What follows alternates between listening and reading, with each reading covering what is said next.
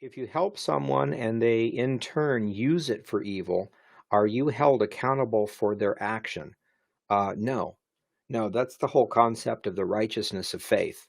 You say, I need money to feed my kids. I believe that, so I give you $100. Now you take the $100 and you buy some ammo or something, and then you go kill somebody. What's that got to do with me?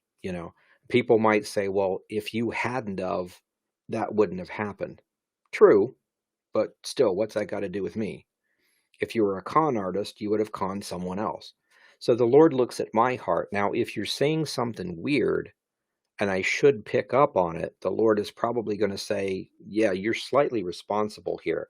Nobody says, my kids are starving, I need money for food and ammo. What?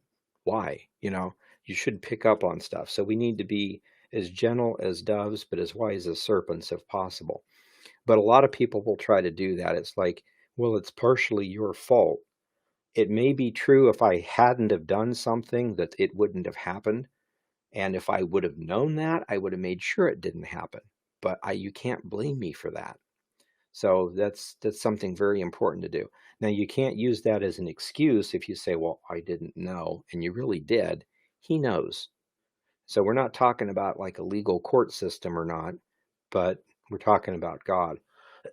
In some cases, like a church, if we hire somebody and they steal, hurt someone, or kill someone or something like that, we might get in trouble legally, and they might say you should have done your due diligence. You should have at the very least run a background check on this guy, and you would have saw he's a convicted felon, and you wouldn't have hired him, and the guy wouldn't be dead. Well, that's true in a sense. We should do everything we can to make sure. I want to run a background check on anybody that has anything to do with the children's department, you know, or being an usher collecting the tithe money or anything really, but especially the kids. So we need to do everything we can. But no, we're not held responsible for what someone else does. So good question though.